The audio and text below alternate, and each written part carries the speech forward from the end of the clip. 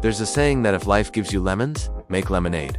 But what if life hands you a whole jar of lemons? That's what happened to a guy named Nick Vujicic, and his story will change how you look at your own life. Nick was born without arms or legs. He has a rare disorder called tetraamelia syndrome. In medical terms, it means you're born without arms and legs. In simple terms, it means you have to face a lot of stares, questions, and sometimes even mockery from people. Imagine going through that not once, but every single day of your life. But Nick didn't just survive all that. He thrived. He swam, he walked on his stumps, he learned to play video games, and he even got a job. Oh, yeah. He also started a foundation to help other people with disabilities and became an international motivational speaker. People from all over the world listen to his talks, read his books, and follow his social media accounts for inspiration. So here's the question.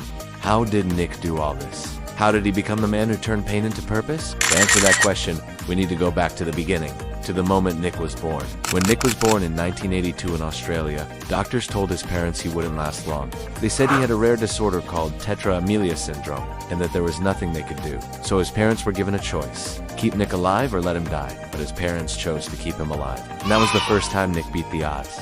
Growing up, Nick faced a lot of challenges. He couldn't walk or run like other kids. He couldn't play sports or ride a bike. He couldn't even eat with a fork and knife. Everything was hard for him, but he never complained. He never felt sorry for himself. He just found ways to do things differently. For example, when he was 4 years old, he went to a swimming class and discovered he could swim very well without arms or legs.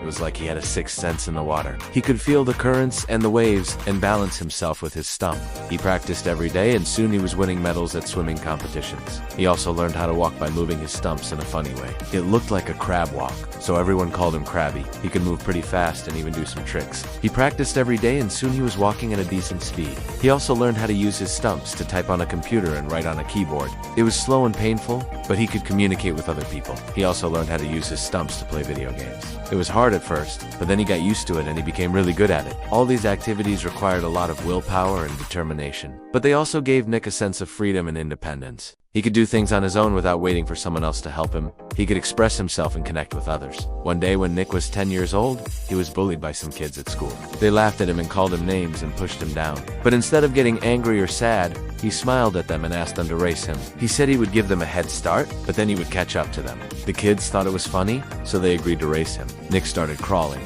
Then he sped up, and soon he was ahead of the other kids. They were shocked and ashamed. They didn't expect Nick to be so fast and determined. From that day on, no one bullied Nick again. Instead, everyone respected and admired him. Not only did he prove that he was stronger than them, but he also showed them that he was happier than them. He didn't let his disability define him or limit him. He used it as a challenge to overcome. Now, you might think that Nick's story is an example of overcoming physical challenges, but I believe it's more than that. It's an example of overcoming mental barriers.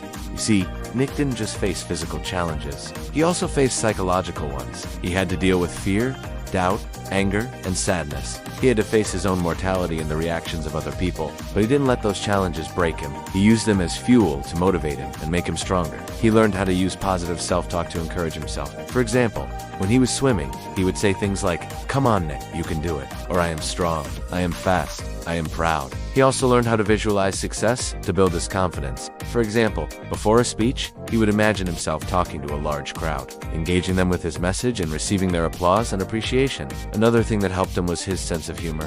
He never took himself too seriously. He always saw the funny side of things. He used to joke about his condition and even make fun of himself.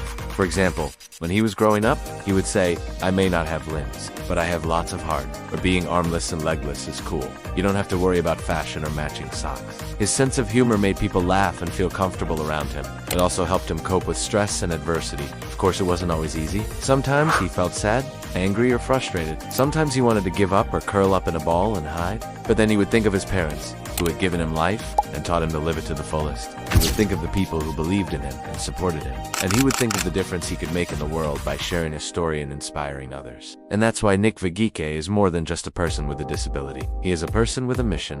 He uses his platform and his passion to help others realize their potential and overcome their own challenges. He doesn't care about what people say or think of him. He just cares about what he wants to do and what he wants to achieve. He is the man who turned pain into purpose. He is the man who makes us all feel like we can do anything if we set our minds to it. Now I want to ask you, what are you waiting for? What is stopping you from pursuing your dreams and making a difference? Don't wait for the perfect timing. Don't wait for the ideal conditions. Don't wait for the green light. Start now. Start small. Start simple. You don't need to be Nick Vujicic to be inspired by Nick Vujicic. You don't need to have a disability to appreciate his ability. You don't need to lose everything to find everything. If this message moved something inside you, if it reminded you to be grateful, to be strong, then don't just keep it to yourself. Leave a comment, hit that like button, and subscribe for more powerful stories that wake up the soul. Let's spread hope together. Thank you for watching.